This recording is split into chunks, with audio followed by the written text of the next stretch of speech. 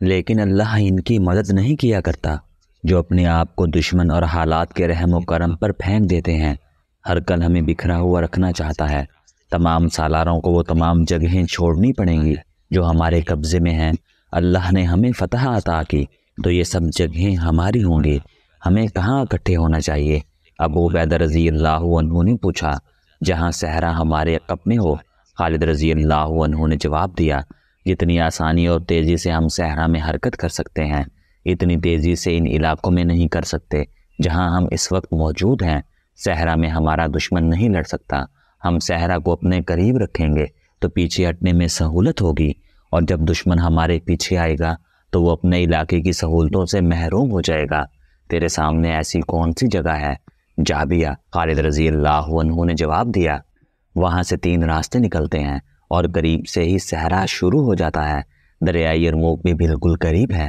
مسلمانوں کے بکھرے ہوئے دستوں کے سالار اعلیٰ ابو عبیدہ رضی اللہ عنہ تھے، لیکن وہ خالد رضی اللہ عنہ کو اپنی نسبت زیادہ قابل تجربہ کار اور جارحہ سالار سمجھتے تھے، اس لیے انہوں نے خالد رضی اللہ عنہ کو اپنا مشیر خاص بلکہ دست راست بنا کر ساتھ رکھا ہوا تھا۔ اب ہرقل نے ایسی صورتحال پیدا کر دی تھی جس میں انہیں خالد رضی اللہ عنہ کے مشوروں کی شدید ضرورت تھی۔ خالد رضی اللہ عنہ تو اس سے بھی زیادہ خطرناک اور خوفناک صورتحال میں بھی نہیں گھبراتے تھے۔ انہوں نے جو مشورے دیے ابو عبیدہ رضی اللہ عنہ نے فوری طور پر ان پر عمل کیا۔ وہ زیادہ سوچنے کا وقت تھا ہی نہیں، ایک ایک لمحہ قیمتی تھا۔ ہرقل کا لشکر انطاکیہ سے کوچ کر چکا تھا۔ حمص پر مسلمانوں کے قبضے کا 3واں مہینہ گزر رہا تھا۔ ہرقل کے لشکر کا وہ حصہ جو جبلہ بن لہیم کی زیر کمان تھا، جون 636 میں حمص کے قریب پہنچ گیا۔ ہرقل کے جاسوسوں نے اسے اطلاع دے دی تھی کہ انہوں نے مسلمانوں کی فوج کو شیرز کے مقام پر پڑاؤ ڈالے دیکھا ہے۔ جبکہ جبلہ کا لشکر وہاں پہنچا تو وہاں پڑاؤ کے آثار تو ملتے تھے، لیکن لشکر کا کوئی بھی آدمی وہاں نہیں تھا۔ جبلہ نے کہا کہ وہ حمص میں اکٹھے ہو گئے ہیں۔ اس نے اپنا ہر اول دستہ حمص کو روانہ کر دیا۔ دیکھا کہ شہر کے دروازے کھلے ہوئے ہیں، دیواروں پر شہر کے لوگ کھڑے ہیں، کوئی فوجی نظر نہیں آتا تھا۔ کہاں ہے مسلمان؟ ہر اول کے سالار نے پوچھا۔ یہاں کوئی مسلمان نہیں، اسے اوپر سے جواب ملا۔ کیا تم اپنے مذہب کے دشمن کے ساتھ مل گئے ہو؟ رومی ہر اول کے سالار نے کہا، کیا دروازے کھلے چھوڑ کر ہمیں دھوکہ دینا چاہتے ہو؟ اندر آ کر دیکھ لو۔ اوپر سے شہریوں نے اسے بتایا، اگر تم بھی اس دھوکے میں شریک ہو تو اپنی سزا سوچ لو۔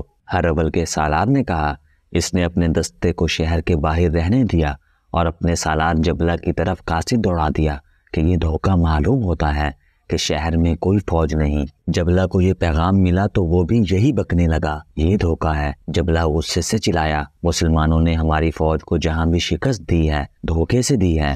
وہ شہر میں موجود ہیں اور انہوں نے ہمیں پھنسانے کے لیے شہر کے دروازے کھلے چھوڑ رکھے ہیں۔ جبلہ نے اپنے 30,000 کے لشکر کو پیش قدمی کا حکم اس ہدایت کے ساتھ دیا کہ حمص کے دروازے میں سیلاب کی طرح داخل ہوں اور شہر میں بکھرے نہیں۔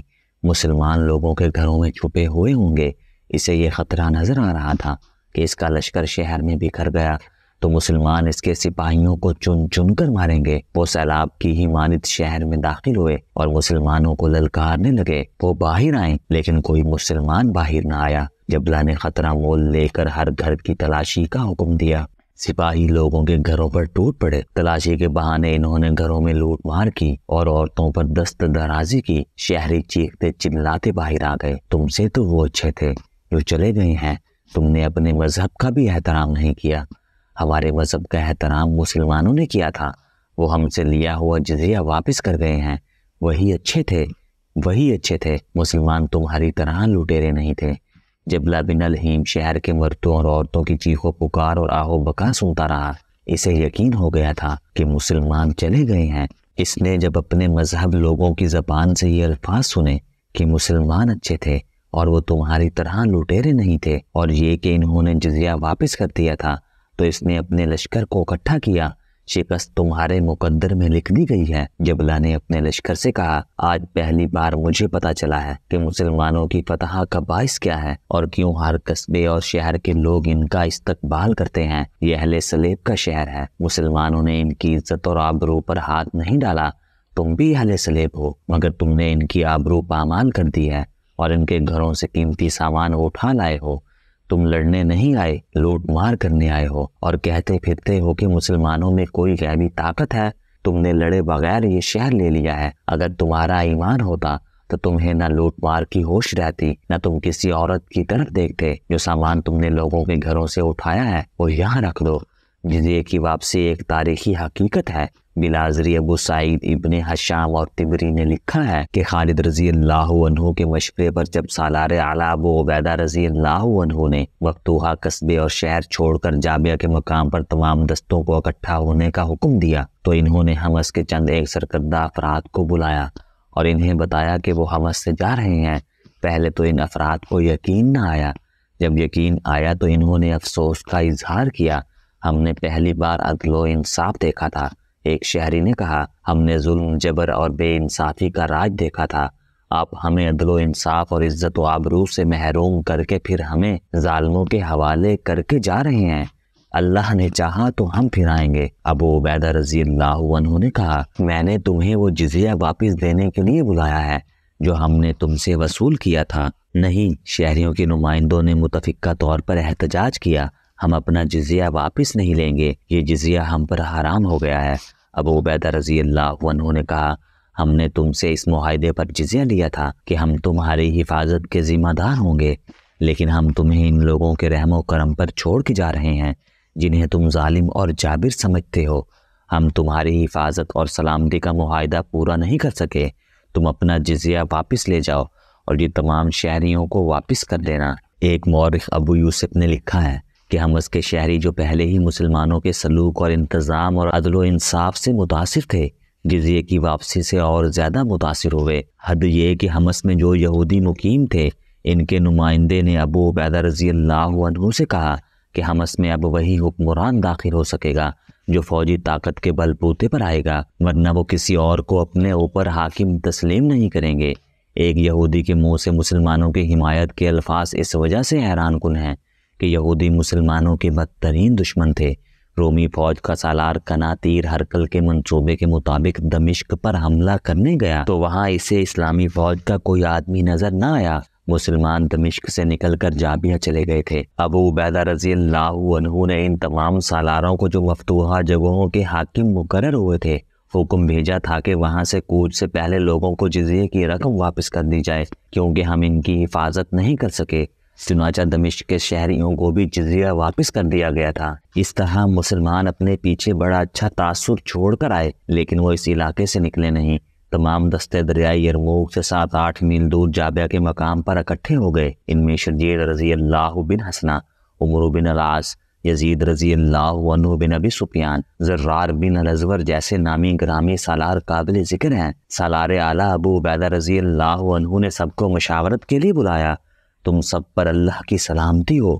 ابو عبیدہ رضی اللہ عنہ نے کہا، کیا میرے چہرے پر وہی پریشانی نہیں ہے جو تم ایک دوسرے کے چہروں میں دیکھ رہے ہو؟ لیکن یہ پریشانی ہے، مایوسی نہیں۔ مایوس نہ ہونا اس اللہ کی ذات باری سے جس کے رسول صلی اللہ علیہ وآلہ وسلم کی اطاعت اور پیروی میں ہم اتنی مدت سے گھروں سے نکلے ہوئے ہیں۔ ہم پسپا نہیں ہوئے ہیں، پیچھے ہٹے ہیں، اور پیچھے اس لیے ہٹے ہیں کہ اکٹھے ہو کر اس دشمن کے مقابلے میں کھڑے ہو سکیں جو ہمارے دین کا دشمن ہے۔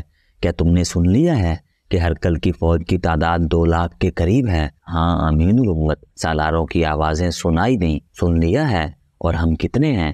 ابو عبیدہ رضی اللہ عنہ نے کہا، 40,000، لیکن تم ہر میدان میں قلیل تعداد میں تھے، اور اللہ تبارک تعالیٰ نے اپنا وعدہ پورا کیا کہ ایمان والے 20 ہوئے تو وہ 200 کفار پر غالب آئیں گے۔ پھر بھی میں تمہیں امتحان میں نہیں ڈالوں گا، حکم نہیں دوں گا، مجھے مشورہ دو کہ ایسا ٹھیک نہیں ہوگا کہ ہم واپس چلے جائیں۔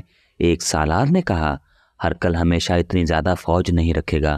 جو ہی کبھی اطلاع ملے گی کہ ہرقل نے فوج کی تعداد کم کر دی ہے، ہم پھر واپس آ جائیں گے۔ ہم پہلے سے زیادہ تیار ہو کر آئیں گے۔ اس کا یہ مطلب لیا جائے گا کہ ہمارے مجاہدین نے اتنا خون بہا کر اور قربانیاں دے کر جو علاقے فتح کیے ہیں وہ رومیوں کو واپس کر دیں۔ ابو عبیدہ رضی اللہ عنہ نے کہا، اگر ہم نے ایسا کیا تو ہمارے سارے لشکر کا حوصلہ ٹوٹ جائے گا اور دشمن کا حوصلہ مضبوط ہو جائے گا۔ رومی فوج پر ہم نے جو دھاک بٹھائی ہے وہ ختم ہو جائے گی۔ ہم فیصلہ کن جنگ لڑیں گے۔ ایک اور سالار نے کہا، فتح اور شکست اللہ کے ہاتھ میں ہے، اس مشورے پر زیادہ تر سالاروں نے لبیک کہا۔ لڑے بغیر واپس گئے تو مدینہ والوں کو کیا منہ دکھائیں گے؟ پھر پسبائی بھی ہماری روایت بن جائے گی۔ اپنے بچوں کو یہ سبق ملے گا کہ دشمن قوی ہو تو بھاگا بھی جا سکتا ہے۔ ابو عبیدہ رضی اللہ عنہ نے خالد رضی اللہ عنہ کی طرف دیکھا جو بالکل خاموش بیٹھے تھے۔ انہوں نے نہ کسی کی تائید میں کچھ کہا نہ مخالفت میں۔ کیوں ابو سلیمان؟ ابو عبیدہ رضی اللہ عنہ نے خالد رضی اللہ عنہ سے کہا، کیا تو کوئی مشورہ نہیں دے گا؟ تیری جرأت اور قابلیت کی ضرورت تو اب ہے۔ کیا سوچ رہا ہے تو؟ ابن عبداللہ، جس کسی نے جو کچھ بھی کہا ہے وہ اپنے خیال کے مطابق ٹھیک کہا ہے، لیکن میں کچھ اور کہنا چاہتا ہوں۔ میں یہ بھی کہنا چاہتا ہوں کہ سب نے مل کر جو فیصلہ کیا ہے میں اس کا پابند رہوں گا اور تیرا ہر حکم مانوں گا۔ تو جو کچھ کہنا چاہتا ہے کہہ دے ابو سلیمان۔ ابو عبیدہ رضی اللہ عنہ نے کہا، مجھے تیری رائے کی ضرورت ہے۔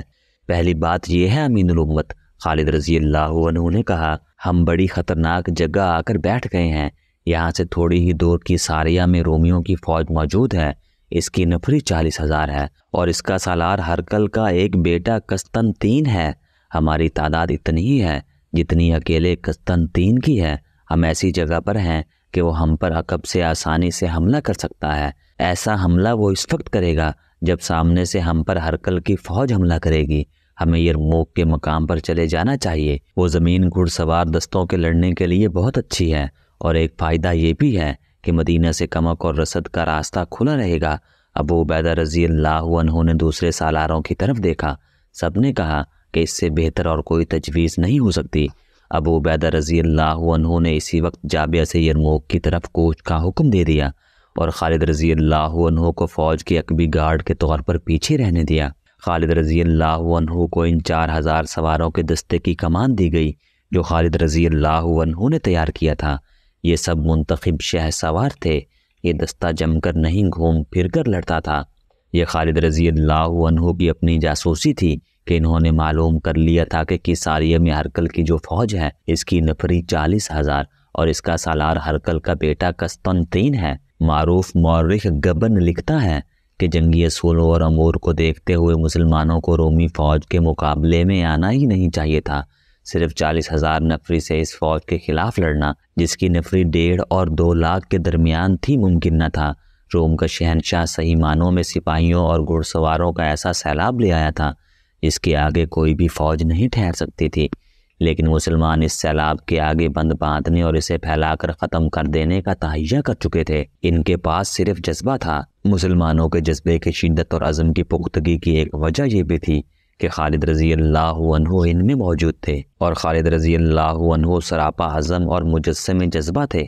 ان کا عقیدہ تھا کہ ایمان کے آگے باطل کی کوئی طاقت ٹھہر نہیں سکتی۔ خالد رضی اللہ عنہ نے ایک مثال وہیں قائم کر دی۔ وہ اس طرح کہ مسلمانوں کی فوج جابیہ سے کوچ کر گئی تو خالد رضی اللہ عنہ ابو عبیدہ رضی اللہ عنہ کے مطابق ابھی جابیہ میں تھے۔ ادھر ہرقل کے لشکر نے اتنی تیزی سے نقل و حرکت کی تھی کہ اس کے سالاروں کو جن علاقوں میں پہنچنے کا حکم ملا تھا وہ اپنے دستوں کے ساتھ ان علاقوں میں پہنچ گئے تھے۔ شام اور فلسطین میں ہرقل کی فوج چھا گئی تھی۔ خالد رضی اللہ عنہ جابیہ سے روانہ ہونے لگے تو اچانک رومی فوج کا ایک دستہ دائیں پہلو سے آتا نظر آیا۔ یہ رومی فوج